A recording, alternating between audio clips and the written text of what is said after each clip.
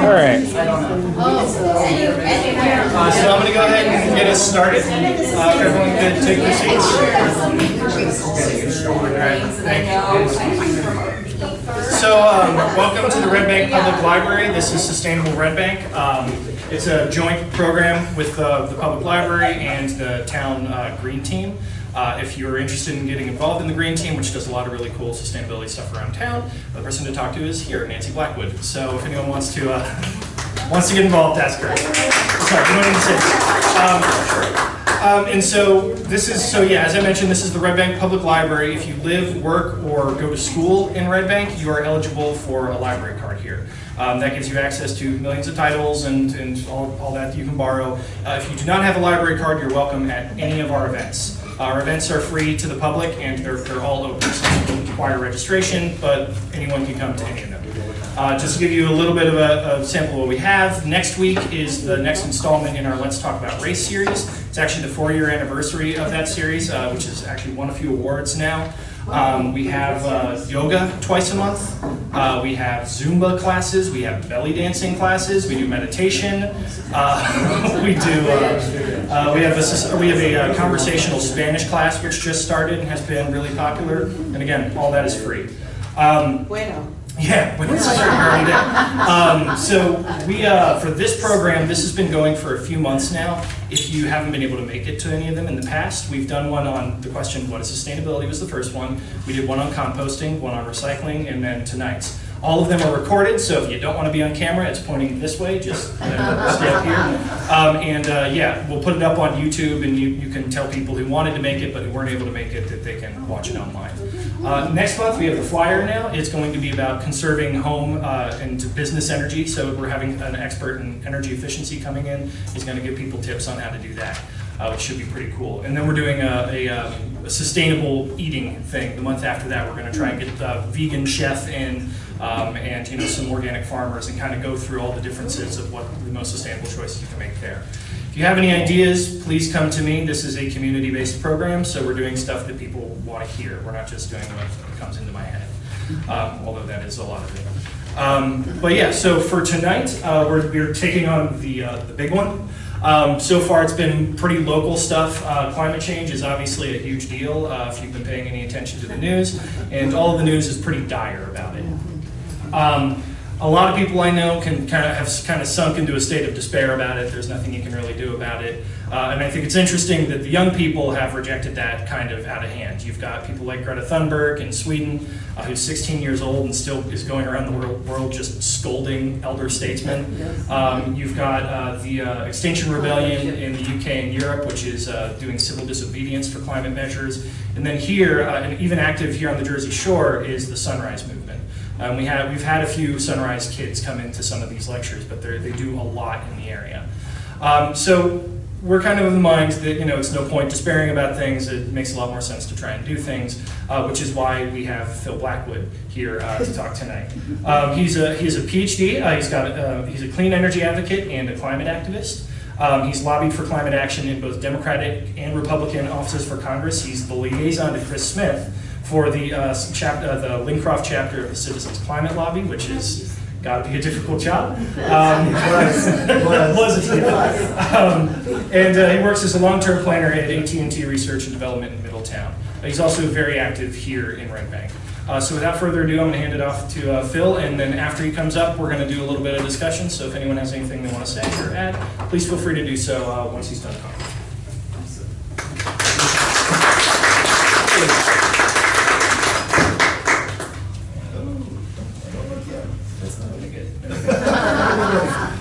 Okay, so I'm Phil, and I know a lot of things.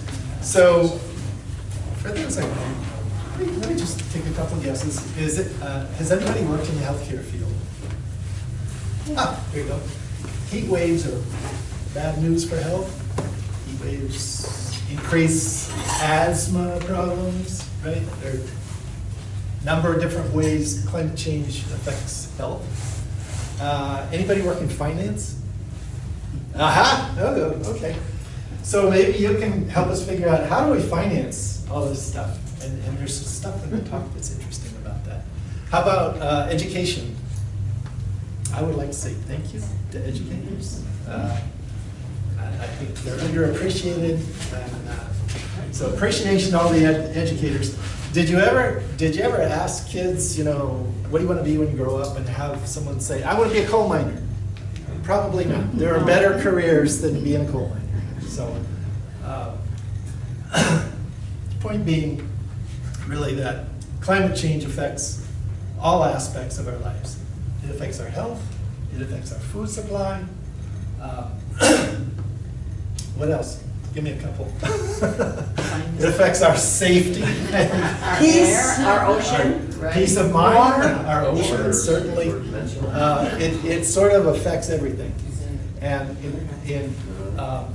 surprisingly, quite a few experts say the most important thing we can do about it is talk about it. So I hope that as we go through this, you'll listen for things that you can use when you talk to other people.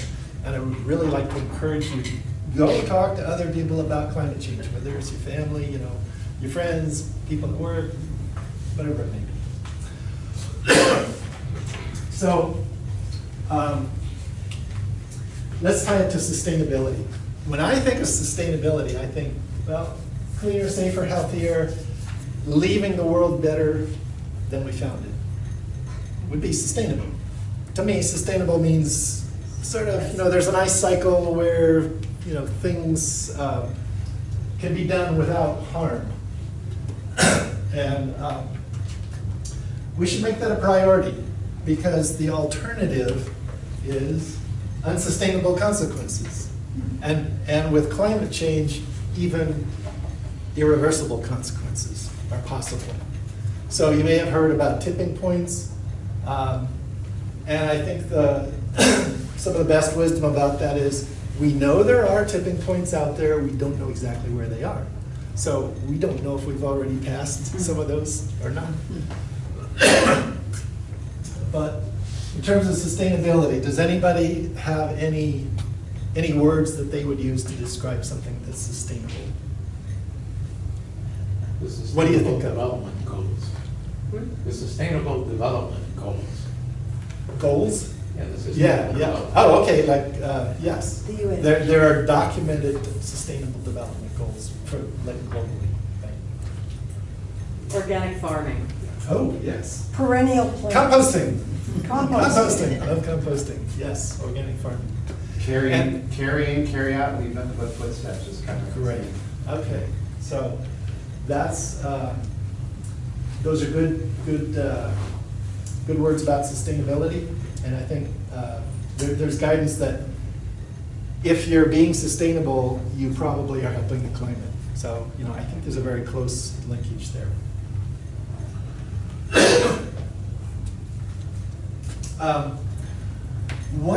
One of the reasons some people resist action on climate change is because they're afraid it will, you know, crash the economy, or, you know, be too expensive or something like that. So I want to address that first. And then, you know, and there are some other reasons. We'll get to those as well. But after that, I want to talk a little bit about, okay, it's not only like a good thing to do, but it's an urgent thing to do. So I think climate change is not only, you know, important, but it's urgent. I agree with people who call it an emergency or a crisis. I think that's appropriate, because it is that serious. And then finally, I want us to all talk about, well, what are things we could do? Maybe some things we could do locally that we haven't thought of yet. And Nancy Blackwood, by the way, is from the Environmental Commission. And so, you know, maybe she can make some of these things happen. We'll see. Oh, and With my Christina. co-champions here. Ah, yes. They- Okay, Christina. show of hands for Environmental Commission. Anybody? Yeah. Okay, cool. Anybody green team? Yeah, okay. Library? Okay, library, thank you. Thanks, man. Especially for hosting this, because, you know, it is important that people have good information, and that's a great role for a library.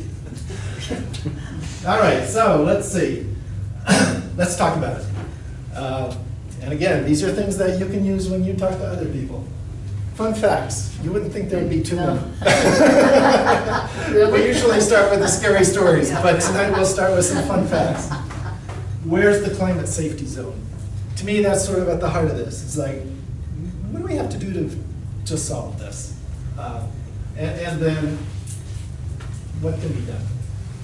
So just a little reminder, many experts say the best thing we can do is to talk about it. Okay, fun facts. World's largest electric vehicle. It never needs recharging because it's used in Switzerland, drives up a hill empty, is loaded with 60 tons of materials for a cement factory. As it rolls down the hill, it recharges. So it's always picking up more energy than it needs to get back up the hill.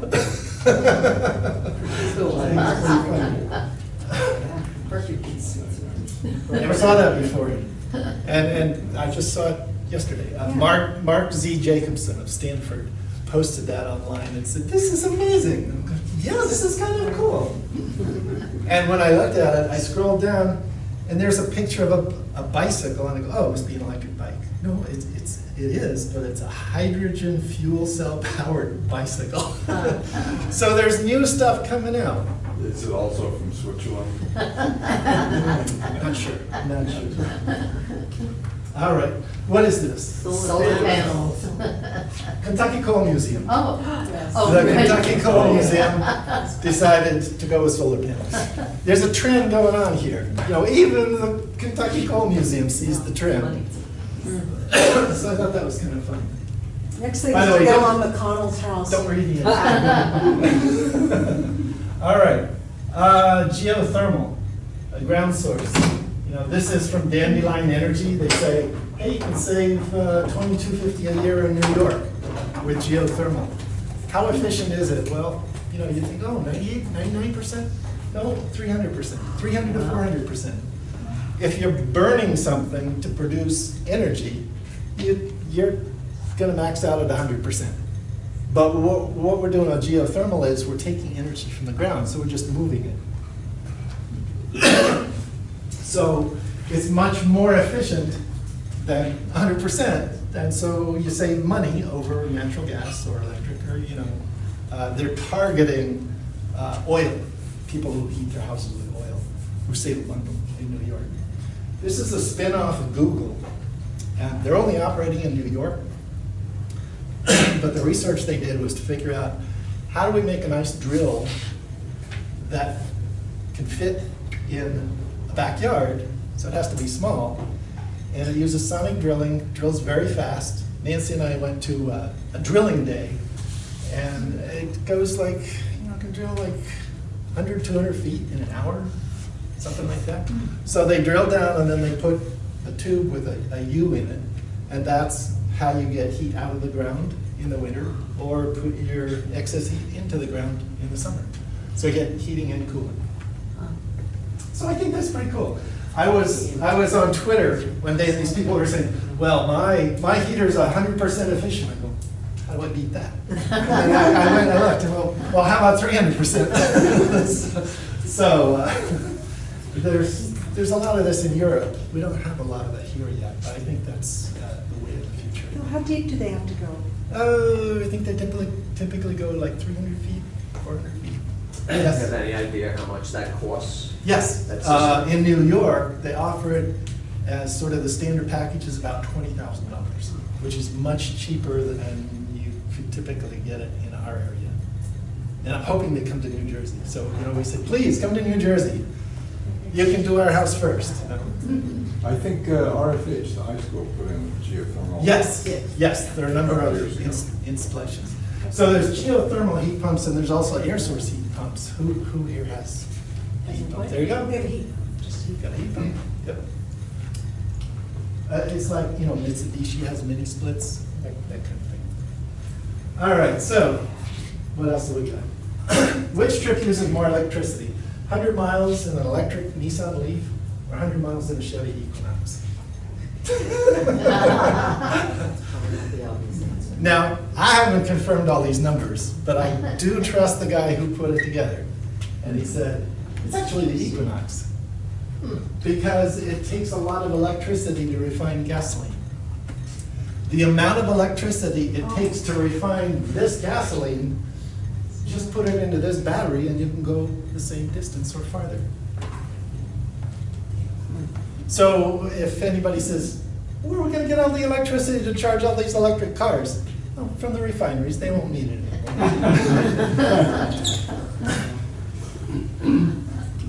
All right, guess this family's fuel savings. This picture is like 10 years old. I had one of these. Oh, it was fun. This is an electric Mini Cooper. BMW made 500 of them to do as a trial to get real world feedback about electric cars. And now they have the i3 that was based on this. So this guy in San Diego installed enough solar panels to charge, it was actually a year later, 2 electric cars. And they drive a total of 24,000 miles a year. And it calculated how much did it cost me to buy the solar panels. That's my fuel cost. How much would I spend on gas in 25 years? And he figured, well, we're saving about $100,000 in 25 years. So, well, why is that? Well, partly from the last slide, and partly because a gasoline engine is only about 25% efficient, whereas an electric motor is more like 90% efficient. So we see that, you know, our cost of fueling our electric car is quite a bit lower than what we used to spend on gas. And numbers vary. I'm not sure this was this guy's calculation. But again, it's somebody I trust. And I think, you know, it's probably about right. So any questions so far? Okay, I think these are all kind of interesting facts. So Phil. Do you sort of see a trend here? Okay. I was just wondering, sometimes if people say, well, where are you going to get the electricity Yeah. for the electric car? And if you don't have solar panels, Right. but I think you're showing that you could still save Well, yes. by, even if you don't have your own solar panels. Yes, that is true. So he said, I'm just going to buy the solar panels, which means he pre-purchased his electricity for, you know, 30, maybe 40 years. They last a long time. We had solar in Lincraft, and I did this calculation where, oh man, we're going to save so much money, and then I started to find out, well, the SRECs are taxable, and you know, whatever. So the calculations vary quite a bit, but in this case, especially the more miles you're putting on it, the more you're going to save, because that gas number goes way up. The solar, you know, is going to vary a little bit. So, okay, so what else have we got? I can't remember. Let's see. Oh, so you put all these things together, and you say, well, what if across the US we switched everything to clean energy and we made everything efficient? Well, what can we save? About 58% on our energy costs. This is from a study by the Stanford group of civil engineers led by Mark Jacobson. And I have a link to this article. In fact, my very last slide will give you the link where you can go find all these fun facts. I think that's amazing. So that tells me that, you know, if we switch to clean energy, electrify everything, we're going to save a lot of money. So This is 58% of cost. yes, yes. Unit cost would stay the same, but because of the efficiency, the total cost of our energy would be reduced that much. About 20% of that is electric cars, 17% is something else. And, you know, we've got the list of numbers in there. But there'd be a huge transition cost. Yes, that's what I want a finance person to say. Well, yes, what we need is to invest in our future. Yes, And what we you need know the is way- to invest in our future. I was hoping you'd say that. So, here's how, can I just say one little thing? Here's how I think of it. Let's say you found a slot machine where you put in a quarter and out comes 50 cents. Every time you do it. Would you say, but I had to pay a quarter? It cost a quarter, it cost too much. No, you just put it in. But I have to wait. Well, you have to wait a little bit, yes. You have to put money in, and over time you get money out. You have to think a little longer term. Like a mortgage. Everybody can imagine, okay, 30-year mortgage. Well, think of this as a 30-year project. And you put your money in at the beginning, and 10 years later, you're out of the trough, and you're gaining big time. Sort of like switching light bulbs from incandescent to to LEDs. The LED lasts 30 years. You look on a light bulb package and it says, this light bulb will save you $200, right? It's like, what? Yeah, I guess so. So we're just so accustomed to doing things the way we do it today that we don't really think about the costs and the trade-offs. But there's a lot out here that can be done. And two really great resources for this are the Stanford University program called the Solutions Project, and another one that I just love is RMI, Rocky Mountain Institute, a book called Reinventing Fire. So how much improvement to our energy infrastructure is necessary to get us there? I mean, how bad is it? Well, yes, the question is how much would the infrastructure have to change? For example, the grid, right? Exactly. It's a big change. It is a change to the grid. We have to I've do read a that lot along the way. I've read a lot of different things about that. I think in general, the grid can take a lot more renewable energy than people thought maybe 5 or 10 years ago. So that's one conclusion. So you don't have to change the grid immediately to start deploying renewable energy. You can sort of change it as you go. If you have things like you're charging your electric car in your garage and you have a battery, then you're helping stabilize the grid. I mean, a wall battery, So, and you've got some backup power. So there are ideas about, using electric car batteries as part of the grid, That's exactly what this group studied, is what do we have to do from an engineering point of view to make this happen. So they have a lot of information about that. Yes, Charlie? The way I look at these things, and I know maybe you're going to get to it, is you really can't not do this. Yeah. I mean, you not doing this energy conversion and all that sort of stuff, you end up paying so much more. I mean, that's the whole idea. Yes. So even without any other considerations, you can look at this and say, this is a pretty good deal. Let's do that, right? But there's another reason we kind of have to. So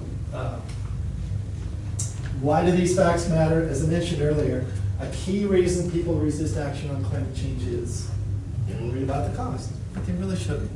So, as you talk to people, that's one thing to probe for. You say, oh, climate change is a hoax. Oh, you mean you're worried about your taxes?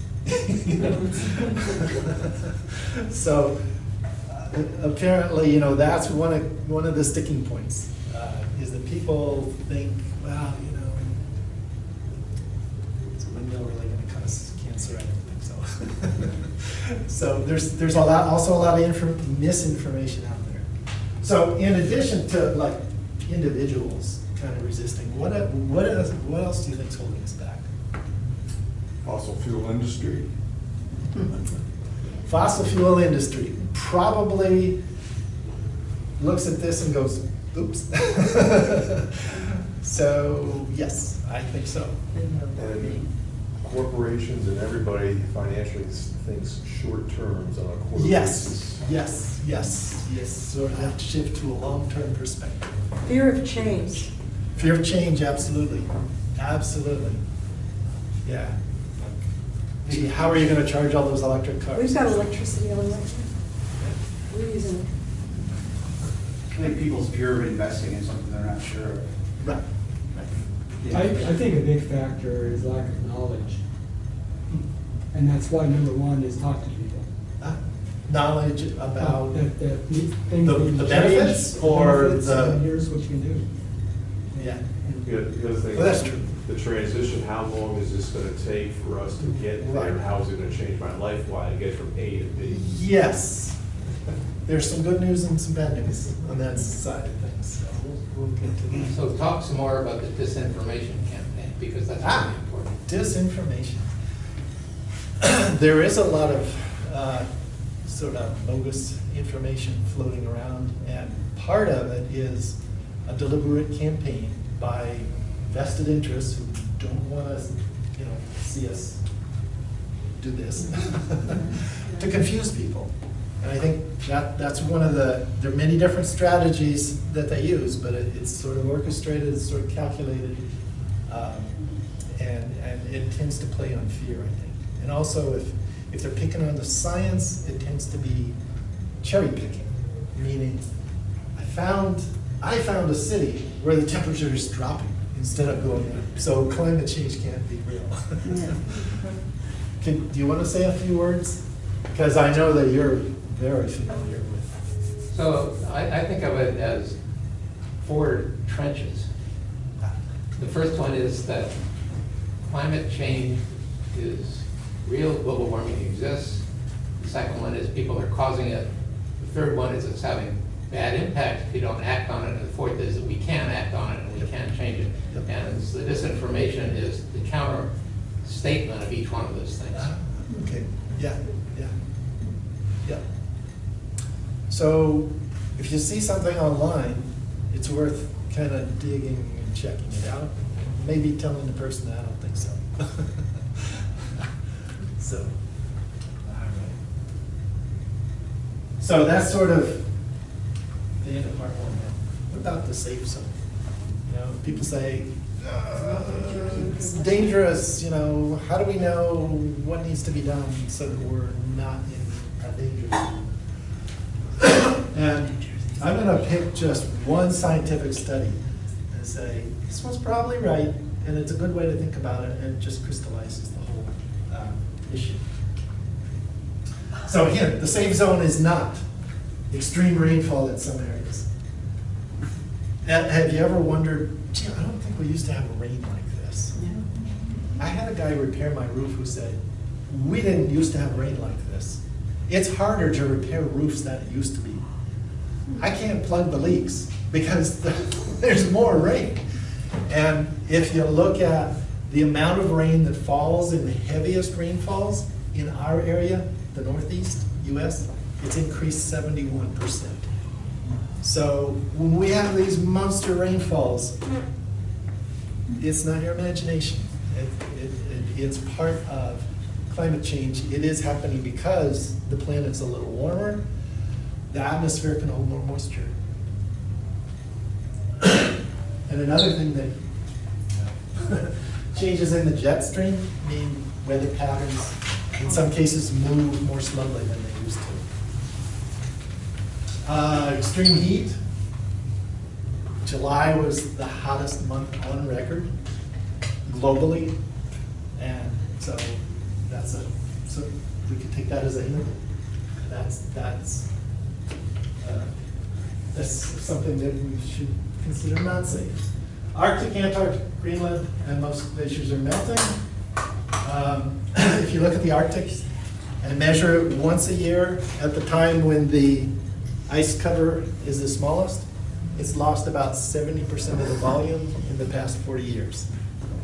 So that's just one time a year. Every September measure it and watch the zoop. The link I have shows you like a little animation of a big ice cube, and it shows it shrinking over the past, I think it's 40 years. Antarctic. How's the Antarctic? Hang on. NASA, ice sheets, vital signs. The Antarctic is losing ice at the rate of about 127 gigatons per year. There's still a lot there, but it's losing ice. It's, the graph is. Greenland is losing ice at the rate of 286 gigatons per year. And the same kind of graph. You know, there's still a lot there, but Well, Iceland just lost a glacier. yes, Iceland had like a service, a memorial service for Lower Glacier. Yes, that's right. Nicely. Yeah. Higher sea levels along our east coast, you know, they're maybe 8 or 10 inches higher than they were 100 years ago. They put a few of these things together, and you know, Sandy had the fingerprints of climate change all over it. Sea levels were about 10 inches higher, so the storm surge came in farther. More houses were damaged because of that. The sea around us was warmer than usual, and so that fed the power of the storm. The atmosphere tends to hold more moisture, which gives us more rainfall. And it kind of got stalled in place. It was a bit unusual for a hurricane to come our way. Part of that was a blocking high that pushed it west toward us. And that one maybe is a little bit of a speculation, but changes in the jet stream probably made the storm stay over us longer than it would have otherwise. So, in general, the fact that the planet is a little bit warmer than it used to has all these ripple effects. Have a little science experiment. Who has a degree in science? Come on, Jan. Who has a degree in science? Degree in science. Okay. All right. So, here's a science experiment. When I left the home, I took out 4 ice cubes. I took out 1 for the Arctic, 1 for the Antarctic, 1 for Greenland, and 1 for the glaciers. Now, there were ice cubes in here. So, what causes ice to melt? Heat. Okay. Thank you. Rosa, do you agree?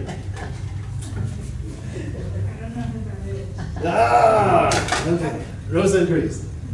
All right. So, the fact that these things are all melting is really kind of unusual because in Greenland, for example, I mean, even if the planet was warmer, couldn't it be possible that there's more snow and that it would, maintain its balance? Yes, it is possible. So it is possible that it could be growing, the ice mass could be growing even though the planet is heating up because there's more snow. It could be, but it isn't. All of these are melting, except for maybe a few glaciers here and there. So, if all of this ice is melting, what does that tell you about? More heat. More heat. It's warming. Yes. So there's one argument. Someone says, no, the climate is not, changing. Well, then why is all this ice melting? Why are the seas rising? Climate change even affects coyotes. Oh, let's fossil fuels now. Not only do we have all of these things happening, but that's been very solidly traced to the increase in greenhouse gases that's caused by us burning things to get energy. I mean, that's carbon plus oxygen. The CO2 goes into the air, stays there a long, long time. But not only CO2, but fossil fuels pollute in more of a traditional sense as well. They pollute the air, the water. They alter the pH of the oceans. It is not a good time to be coral. And this is sort of in the middle of the chain of events, the causal chain. And at the root of it is burning fossil fuels causes more greenhouse gases, causes the planet to heat up, causes the climate to change in many different ways like these. And all of these things have impacts as well. So things like, if there's drought in a region, that can cause social unrest. So there's a big tree of causality from we're burning stuff to create our energy over to immigration, can affect all kinds of things. So that goes back to my original statement. Climate change sort of affects everything. It even affects coyotes. So you're familiar with this coyote, right? Oh, yeah. So here we are. Here's our safe zone, and here we are. That's kind of where we are. Does anybody feel like this when they think about climate change? Okay. So let's look at the scientific version of the cartoon. Where's the safe zone? 350 parts per million carbon. That's where this organization got its name. The founders asked one of the leading climate scientists, give us a number that is like a safe limit. And he went through the science, looked at the paleoclimate records. That was his estimate. He said, let's stay below 350 parts per million. So where do we get there? Well, we passed that about 1990. And the effects of that, so around 1990, you could say we're outside the safety zone. Do we see the effects immediately?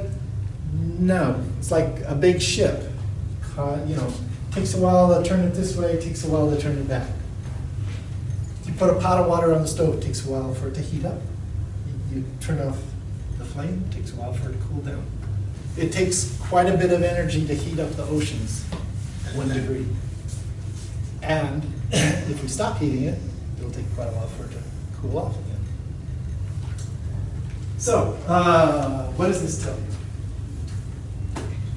We're in trouble. Okay, we're in trouble. Okay, let's do something about it. Do something. Somebody do something. What if we could get to like 0 emissions? What would happen, a little farther? You'll notice this is a little out of date. This is when I started looking at the topic. We're up here or somewhere. What would happen if we got to 0 emissions? It would stop going up and level off. 0 emissions is level. We have to draw it down as well. So to me, this is very fundamental. It's very simple. I mean, that's where we are, okay? Everybody agree? I don't know. That's like, okay. Yes? These numbers like 350 and 2 degrees centigrade and all that sort of stuff. Yep. These are numbers for the world. Does it matter Yes. what it is in your local? It sure does.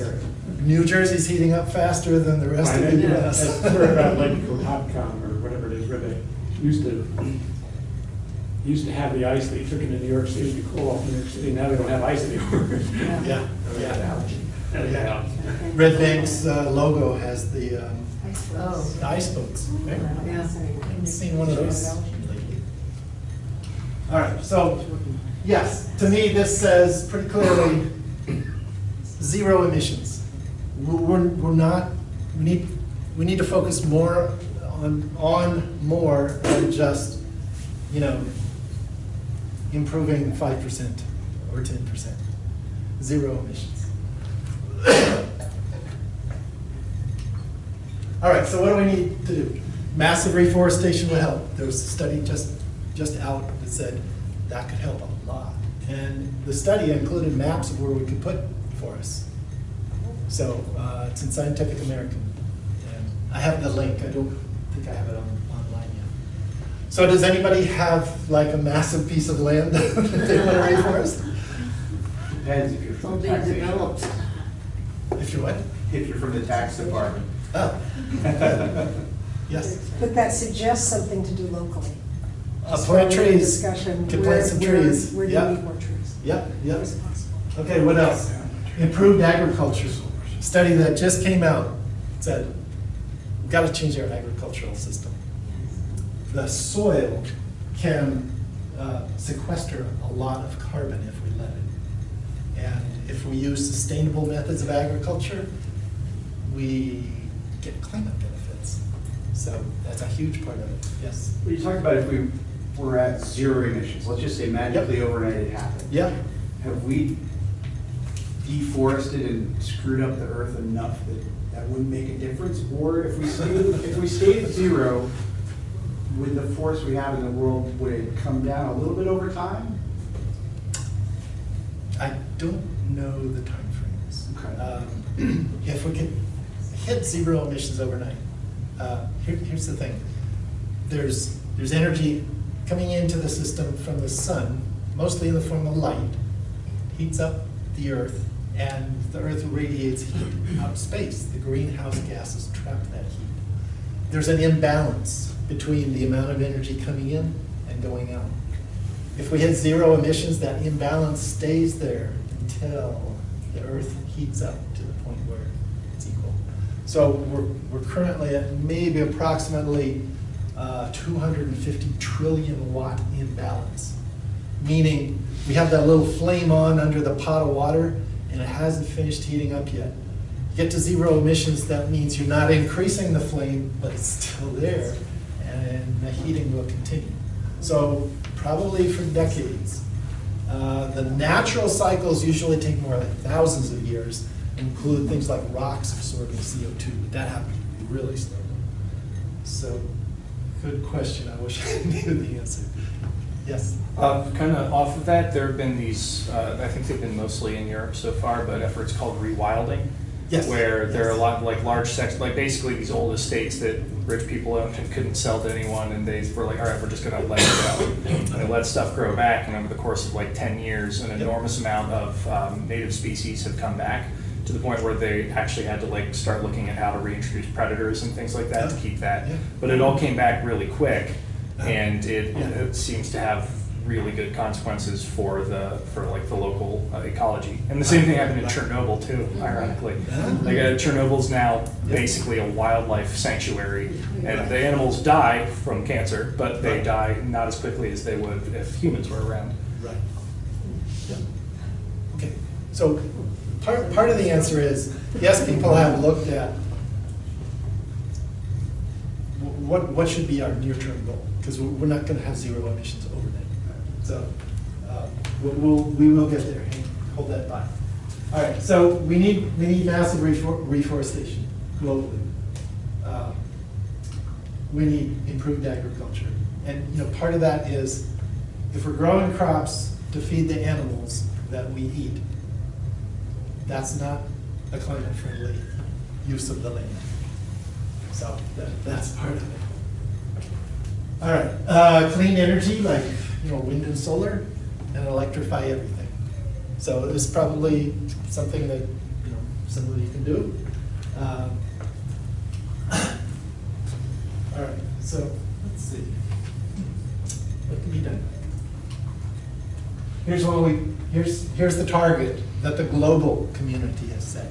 We should reduce emissions by 50% by 2030. And there are a lot of different areas that need to be touched to do that. So it's a huge project, but that's basically the goal. So when you heard, like last year, we have 12 years left. That's talking about this, meaning we have to get here by 2030 to, the way I think of it, it's probably not quite right, to avoid irreversible consequences. I don't know if you want to add to that. I mean, Sharpen it up a little bit. there are various scenarios, and you can talk about them if you want. No, I just mean in terms of what happens if we don't hit this goal. Then we certainly exceed 1.5 degrees of heating. It just gets harder later. Yes, yes, it gets much harder later. So that's the goal that's been set. All right, so let's talk about what we can do. Number one is talk about it, reduce your personal carbon footprint, get involved, vote for climate leaders, talk to your elected representatives. That's my short list. Maybe there's some other things. So talk about it. Here's some words that have been focus group tested by, would you believe it, a master messaging strategist for the Republican Party, Frank Lenz. He's flipped. Yep. About 20 years ago, he figured out what language to use about the environment so that elected representatives would, you know, that would sort of let them off the hook, so that they would not have to address climate change. And now he's publicly apologized for doing that, and said, I was wrong. Climate change is real, we have to do something about it. And here are the words that he recommends using to talk about climate change. And he has do's and don'ts. So it's an interesting list.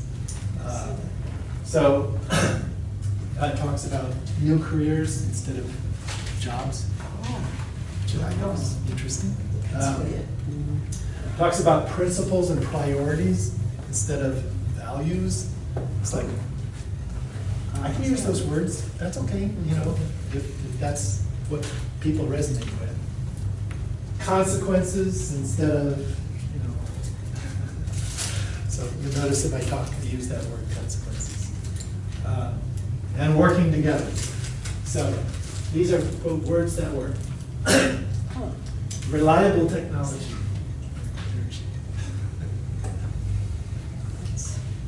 All right, how can you reduce your personal carbon footprint? Well, there's your house, your transportation, and stuff you buy. That's and the stuff you buy is probably about half of it. So switch to clean energy. There are plenty of providers. It really doesn't cost much more. We actually got our provider to give us the same rate as JCP&L. So it takes like 10 minutes to switch. We can do it online. We use a company called Clean Choice Energy, and there are lots of them out there. Steve Miller has a list of all the ones that are available. Out of your list, do you have any that you personally recommend or would steer people away from?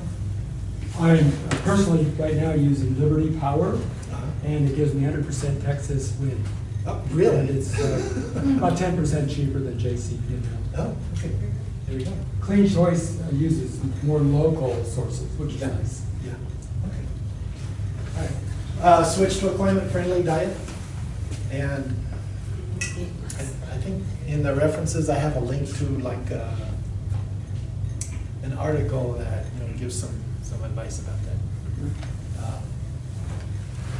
Get a home energy audit. You can make your home more energy efficient. In Red Bank, we have a lot of these old houses. Our house was built in 1910 and had balloon construction, and the walls were empty, no insulation at all. And just by having our house insulated, we're saving 30% on our winter heating bill. So, Nancy, do you want to say anything about? Yeah. I defer to Matt. Next okay. month's topic is? Yeah, for September, that's going to be our topic, and with that, we actually there's a offer in town for a discounted energy audit. Discounted rate for home energy audits that's going to Yeah. launch at that event. And we'll have the information on that at that event. Is that $49, same as Middletown? Yes. Yeah. It's $49 Yeah, program. I had that, and I highly recommend it. Great. So when you hear about it, Coming next month. Yep.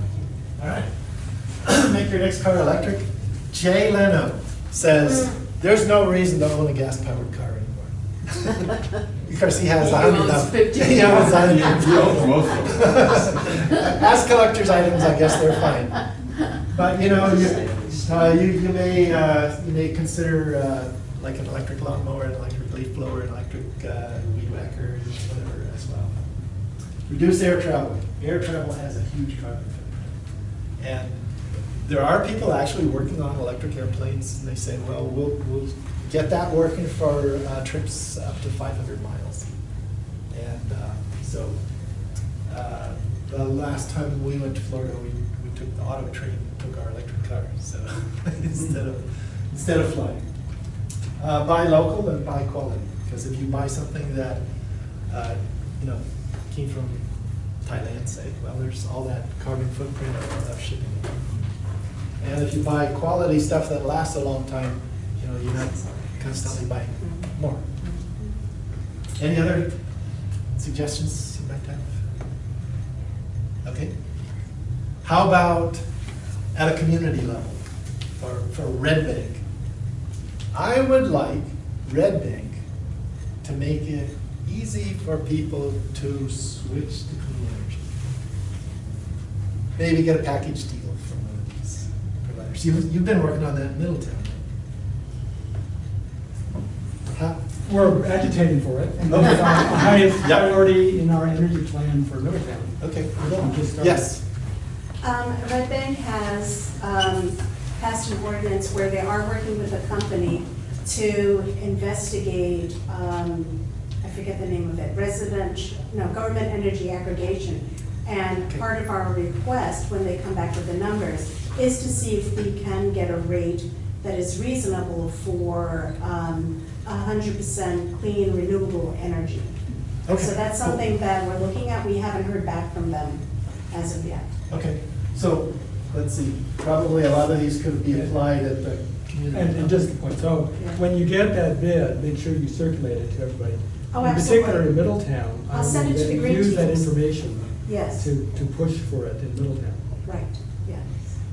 And one other thing I'd like to add, if you can reduce your carbon footprint, is to use mass transit whenever possible and walk. Yes, yes. Number one, walk, Thank you. then bike, then mass transit. And how about a Might trail not have to right in drive. the middle of Red Bank? And no Okay. cars.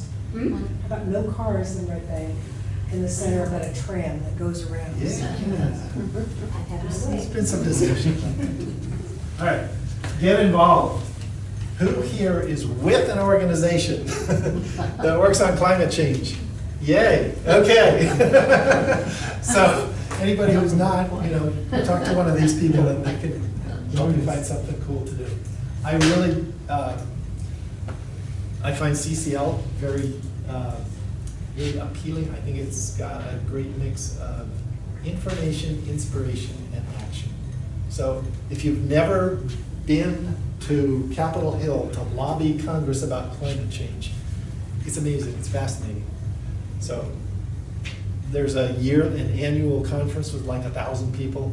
I figure, hey, I've been a couple times, I'll let some of the new people do that. But it really is fascinating. Locally, we have a real strong presence of Clean Water Action. I like 350.org. This is my sign from 10 years ago. That's been to like a dozen rallies. The kids are doing all kinds of things, support them. September 20th. There's the kids rally, but it's all ages in Manhattan. There's gonna be who knows how many people. That's, have a good turnout there. If anybody knows anything that's going on locally, that would be great. We can take the train in. Yeah. Last we heard, it's from 12 to 4 or 5 Okay. at Union Square, and Greta Thunberg should have arrived on her sailboat Yes. from Sweden by that time, and Yep. will be speaking in New York City. But crazy idea, the activities are supposed to last all week until the Yes. 27th. Yes. So if anybody is thinking about doing something locally, maybe then on the 27th, in support of the kids. Right. But also just to know that there will be people going on the 22nd. Okay. And as soon as we get more firm place and time, that'll be promulgated. So are you keeping track of when and where? Because I heard that they have switching from Union Square to. Oh, they did? Oh, okay, so But it's still in they're not Manhattan. keeping track. Foley I Square? don't want that many people. Where is it being now? Yeah, Is there a Foley Square? F-O-L-Y? yes, yes, Yeah, L-E-Y, Tiny. F-O-L-E-y. Oh, then They follow okay. squares in front of Macy's, isn't it? Yeah, that's what I heard. Okay, I saw it in an email. I like Honor the Earth. City Hall. Native American, they supported the Standing Rock, protests. Yes. Just to add one more thing that will happen locally, we don't have a date yet, but we could do it around the climate thing. We did a townwide cleanup earlier this year, which had a surprisingly good turnout. We had people going to different parks and public spaces in town and just cleaning up trash. We got an enormous amount of it, which we put at all of the sites, but we probably had 35 people show up, and we didn't do a huge amount of publicity. But if you keep an eye out and you put your name on the email thing up there, I'll mention that when we have it scheduled again at the library. just as of today, Bill McKibben sent around something. Yep, That yep. there'll be an action in New Brunswick Oh, on that Friday, rallying at Rutgers University, and then marching to Congressman Pallone's New Brunswick office. oh, great. 22nd? 22nd. 20th. The Friday 20th? the 20th. 20th. Friday the 20th. New York is still listed as Union Square. Huh. And RC&J in Mawa. I don't know what RC&J is, Rutgers College of New Jersey? Oh, Ramapo. Ramapo. College of New Jersey Okay. is also- Who's written a letter to the editor? Good. So if you haven't done that yet, do that, because the people who've already done it, you know, the newspaper gets tired of seeing their name all the time, you know, get some new names on there. And actually, the people here who have written letters to the editor could maybe help you pick some things out. Let your elected officials hear you, like Congressman Pallone in his office, and vote for climate leaders. So. In terms of interacting with your elected people, Frank Pallone is scheduled to be at the Sierra Club meeting, which meets the fourth Monday of each month, except for, I think, August, and so he's gonna be there in September, so Okay. that would be a good time for anybody concerned about climate to go to the Sierra Club, which meets at 6:30 on Monday nights at the Warner Building in Brookdale. So we have a good turnout there, because even though he's endorsed some sort of a climate bill recently, Yeah. he's not on board with the HR 763 bill that CCL has been pushing for years, so it might be great to have a lot of people there. And also- September 23rd, that's September 23rd. And also just to say thank you to him for all he's done over the years. Right. You know, appreciation, right? All right, so let's talk about it, and just one more little quick reminder.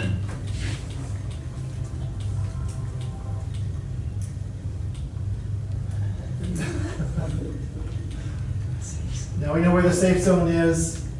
We know, you know, you can defuse some of the resistance by talking about things like this. And there's some fun facts. You can say, hey, did you know? there's a truck that you never have to recharge. And it's not only a good thing to do, but it's a bad thing not to do. So, anyway, thank you for giving me the opportunity to talk to you. And does anybody else want to say anything else this evening? Yes. Sorry, I'll add one more quick thing. Yeah. One point to make is that when you use the cruise ship metaphor for like the climate, Yep. that also works for the federal government Yep. in terms of how quickly it moves. It's a very, very big thing, and it's harder to get it to move fast.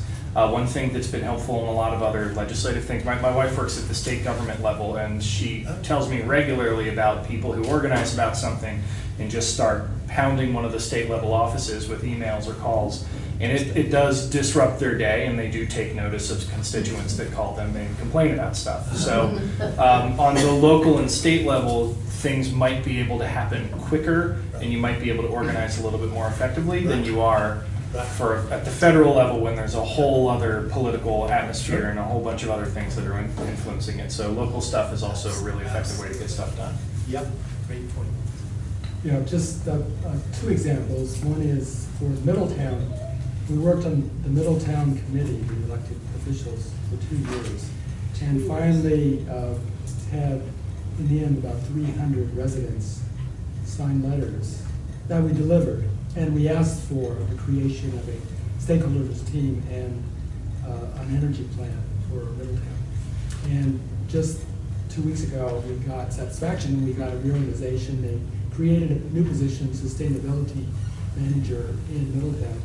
And we've met already. And highest priority is to create the energy plan that we asked for, but it took 2 years. That's for local government. Now for state government, Empower is the regional New Jersey collective of like 85 environmental organizations. And so we have a big movement now every Monday to call the governor and ask for a halt, an emergency moratorium on all new infrastructure, fossil fuel infrastructure. So we've been doing that, Bruce has been doing that for quite a while. So the irritation factor is probably there. But the person who answers the call says that very politely they will pass it on to the governor. And I always say, you know, I'm from the governor's hometown, and I'm very polite, and I'm asking for this infrastructure help, because there are 15 infrastructure projects right now. 2 of them are underway, so 13 are in the middle. And it's important to halt them in New Jersey. That's crazy, why keep building fossil fuel infrastructure? Yeah. Well, the important thing to add to that is that you want stuff to get handed off to the elected official, but the people who do the actual work are the staffers who are taking the call. They're the ones who are actually the ones that are creating the legislation, who are fielding, who are sitting down with all the stakeholders. Normally, the elected representative has to like go to different things and fundraise and things like that, but a lot of the times it is the people that you're talking to on the phone. So I hear a lot of people will be like frustrated and say, like, well, this isn't going to get to the, and well, it doesn't matter if it gets to the person. It got to the person who actually is doing the work in the office a lot of the time. And so it does make a difference when you call, even at the federal level, like they are people who are actually actively doing a lot of that stuff. Try this. Yeah, the woman who helped write the Green New Deal provided some imagery for me that made some sense. If you think that you won't be able to achieve your goals without getting rid of fossil fuels, then try to imagine what would be involved if you try to get rid of fossil fuels. I don't mean the pushback. I mean actually what would change. Your entire transportation system, your entire agriculture, manufacture, healthcare, everything would have to change. And that's why the Green New Deal was such a all-encompassing thing, which included labor laws and everything else. Why would you be so crazy? But if you really want to achieve this, you need political leaders and so on who are actually going to attack it at that broad level. And then everything has to change. Otherwise you may not get it. So one thing that I'd like to emphasize is opportunity. So you referred to that a little bit, but in the transition to a renewable energy economy, the capital costs that we're talking about is about $10 trillion. That's the number that I see. That's a lot of money. And so in terms of implementing that, realizing that transition, there's lots of opportunity to change, there's lots of opportunity to make money, there's lots of opportunity like everywhere. And the example that I love to show, transitioning from a centralized to a distributed energy system, is this. So I'm older than most of you. I have gray hair. And most of you have no idea what a mainframe computer is, but I used to program cards, which I still have in the garage, for a mainframe computer, and this has more power than the mainframe computer. So, you know, in switching to a distributed computing system, we opened up an entire universe of possibilities that we never imagined in the 1960s. Same thing is going to happen with energy. If I can say one more thing about cost. I mean, you sort of started with some of these issues, but climate change is an existential threat. You can't not do something about it. So stop arguing about the cost, because the cost of not doing it is far greater. Yeah, sure. And it's true with almost all of our existential threats, including healthcare and so on. If you try to prevent the problem, you save a lot of money compared to trying to repair the problem, fix it, have people die, whatever. The modern, I don't know, Nancy probably says, the MMT, the modern monetary theory, basically says for existential threats, just spend the money. You have a country that has its own monetary system. Why would you worry about not spending money or spending money for things that have to be done? This study says that the United States will save about $1 trillion a year this 58% represents about $1 trillion a year. So, how much would you spend to get $1 trillion back? When we get to where? You can put When we get to where? When we're 100% electric, or at what point? No, this is like complete transition to. Once we're there. Renewable energy, yes, yes. Phil, do any of those costs, the cost basis, consider the cost of kids with asthma, for example? No, these Missing numbers, school no. and what No. that means? No, these numbers don't. No. So it doesn't even consider Right, that's right. those. And there are lots of those studies costs. about that as well. Yes. A bunch of us, as you may have guessed, are here from the Citizens Climate Lobby, and put a plug in for them. We meet the second Saturday of each month at the Unitarian Church in Lincroft. And 2 months ago, we had one of the national speakers that we do computer teleconference, and he is a modeling expert, and he has a team. I forgot what university he was connected with, but of all the things that he could plug into his modeling, like let's say you put in what was happening during the Obama administration with, let's say, cafe standards for cars or other types of things that have been put out there. But the one thing that had the most dramatic effect on helping climate change was putting a fee on carbon gases, and he would show that if this was done with cafe standards, it would change this slightly.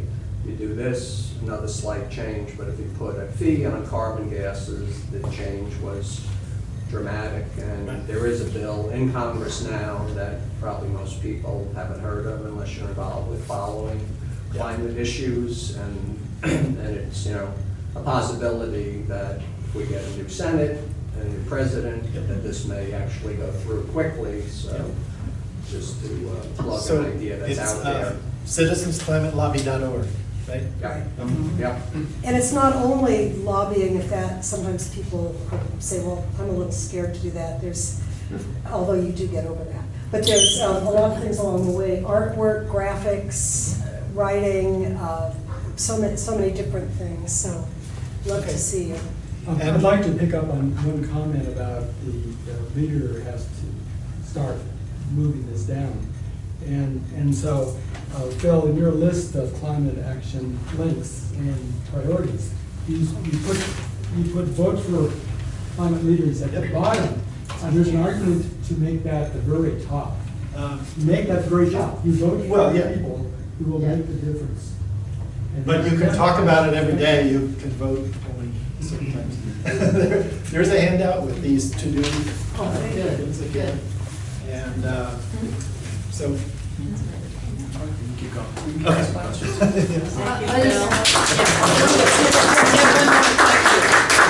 I just wanted to say, I live in a retirement community here in Red Bank. We were having a discussion last week about paying attention to our shopping.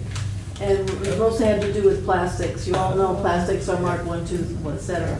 And to buy only plastics that are marked 1 and 2, because those are recyclable. Some of the others are not. And even though our thing where I live, everything is commingled, but they said still, buy the ones, pay attention to the plastic packaging. If you're interested in that, we did the recycling class 2 months ago, and one of the things that was mentioned was that in a lot of places it's really hard to keep track of what you can and can't recycle, because that actually changes from town to town. It does, from vendor to so vendor. there is an app called, what's it? Recycle Coach. Recycle Coach, which is for Monmouth County, which you can download on your phone, which tells you you can scan it and see if stuff if you can recycle certain things. But that's one way you can kind of keep an eye on that. One more quick thought.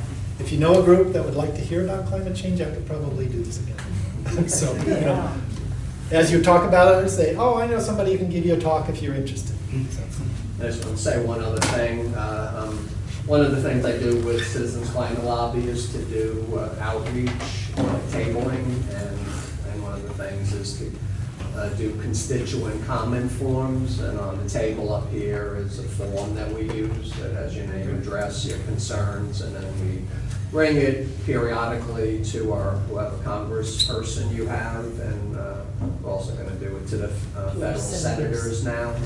So if anybody's interested and hasn't filled out one of these previously, it's, that clipboard up there, and I usually get it to Congressman Smith or Pallone periodically. All right, well, yeah, that's great. So just so you know, for a few of the things that were on Phil's slides, next month is one of those. It's the home energy efficiency, as you mentioned. Month after that is going to be a diet-based thing. We're gonna try and talk about vegan, vegetarian diets, but also local, organic, and what all that means. We are going to have a dietitian here. I forget if she's a dietitian or a nutritionist. She's the one with the more education. She's a dietitian. She's a dietitian. Registered dietitian. So she'll be here. We're hoping to have a chef here and some farmers. We're going to do a panel for that. We're also going to do one on green travel at some point. That's probably going to be a little bit later. And then I think in November, instead of one of these, we're actually going to have like a cook-off using kind of like a sustainable food if we can. So yeah, we've got a lot of really cool stuff coming up. If you haven't signed that thing yet, I just send out the email once a month. I will not spam you with anything else, but we'll keep you updated on events that are based around this, and I will also send out if we when we get the next townwide cleanup on the thing. So yes, sorry. I just want to say one thing. I think one of the things about climate change is that it's very hard not to be despairing. When I think of my children and my grandchildren, what gives me the most hope is in fact rooms with people like this who are working, and I am part of CCL, and to keep plugging away, but in many different ways. So that's what gives me the hope. And so I want to thank everybody else for being here and for us together trying to move forward. And I'm glad the library is doing this. Thank you. And thank you to Phil for doing this. But yeah, please leave your stuff, take whatever flyers you want. If anyone wants to hang out and talk, I'd be happy to take suggestions for future things like this, because we're trying to expand on it. So What's your thank name? you. I'm Matt Hershberger. Yeah, I work here at the library. Yes. Are you Emily's son? No, no. Did you ask that before?